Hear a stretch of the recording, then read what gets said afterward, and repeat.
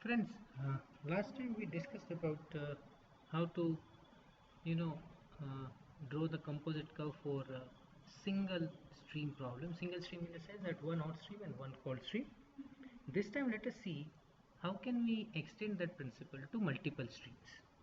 So there is a flow diagram, a simple flow diagram where there are various feed, right, and other streams where some of the stream needs to be heated and some of them needs to be cooled, right.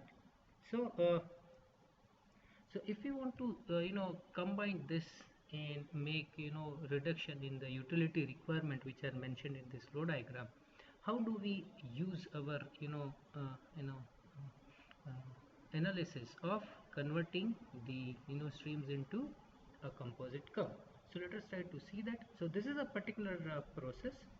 So first of all, what we need is we need overview of the process, and we will need to convert the all the information related to the streams. Then we will what we'll do is we'll try to develop a generalized aspect of how to have a a composite curve for multiple streams, and then we'll try to implement that to a specific example where there will be more than one streams. Right, so to handle multiple stream, we add together the heat loads or heat capacity flow rates of all the streams existing over any given temperature range. So I think this will be cleared as we discuss that with a particular diagram. So we'll try to convert all the temperatures for hot streams into various temperature ranges, and within every temperature range we'll try to calculate the heat flow rate, and then we'll try to plot that.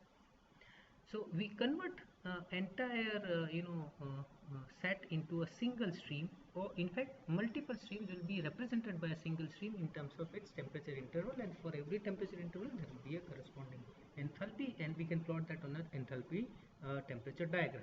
Similar thing we can do for the cold streams. So let us see how to do that. So let's say we have a problem where there are total 6 streams there on our hand. There are 3 hot streams and 3 cold streams. Hot stream runs from T2 to T5 with heat capacity flow rate of A. Hot stream 2 runs from T1 to T3, so with heat capacity flow rate B, and then T2 to T4 heat capacity flow rate C.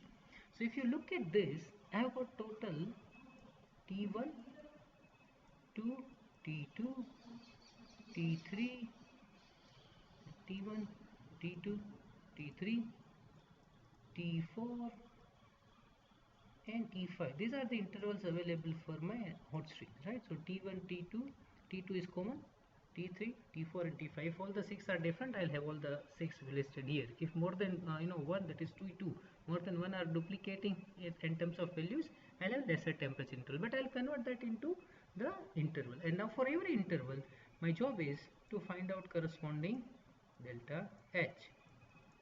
So how do I do that? That is what we are going to see in the next slide.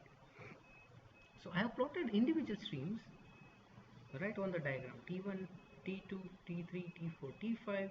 T1, like stream 1 runs from T2 to T5 with heat capacity flow rate of A.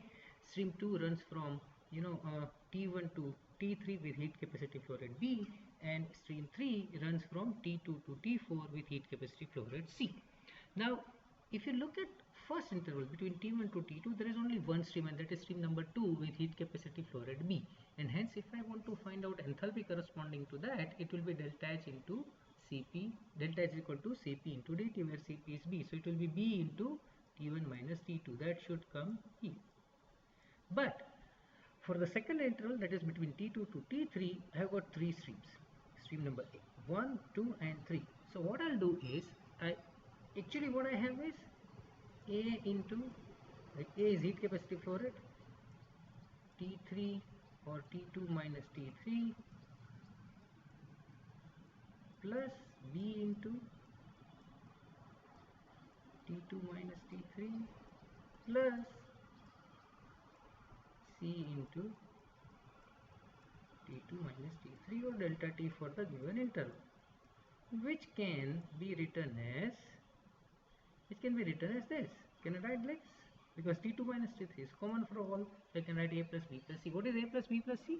It's nothing but the summation of my heat capacity. So eventually what I have is I can represent these 3 separate streams by means of an imaginary stream which has a heat capacity equivalent to A plus B plus C into T2 minus T3. Agree? So what I do is, in between T2 to T3, I draw a line with a slope equivalent to heat capacity A plus B plus C. I hope you remember, in previous video we have seen the importance of slope. The slope of this line is nothing but 1 upon Cp. So A plus B plus C, reciprocal of that is nothing but the slope of the line between T2 to T3. So that will give me one line representing this 3 stream. In the same way, I'll find out the value of delta H for the interval T3 T4, which is nothing but A plus B into T3 minus T4, and this will be T4 minus T5 into A, because there is only one stream. So hot stream can be represented, the three different hot streams can be represented by one single stream, right? One single stream. This is already I've discussed. So these three streams can be represented by one single stream of various slopes. Till now the slope was changing only for different streams, and now what I'll do is I'll convert these three streams into one stream with various slopes. Another aspect is, we already know that within this temperature range, as long as I draw parallel line, I can represent this stream anywhere on this diagram.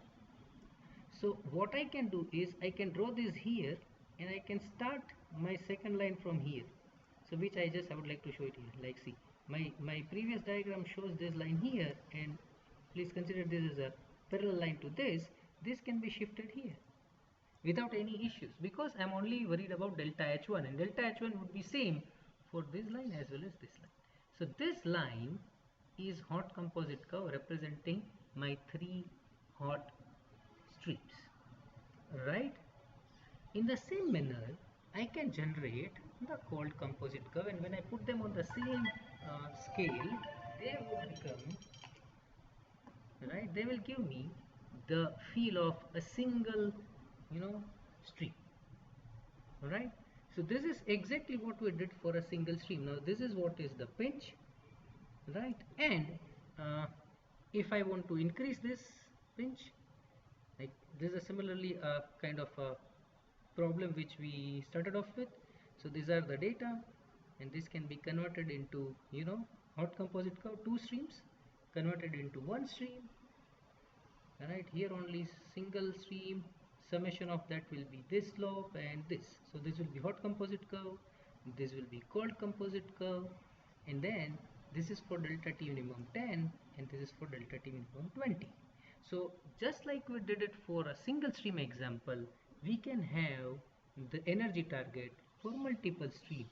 So this is my hot utility, this is my cold utility, and as I increase delta T minimum, my hot utility and cold utility will increase, but my capital cost will go down, because as I increase delta T, what happens is, as I increase delta T, my capital cost decreases. However, my energy cost increases. Reason is very simple. The reason is, as I increase delta T, as you can see, that the utility requirement increases, or process to process exchange decreases. So there is a trade-off, right? There is always a trade-off, that how do you set delta T minimum.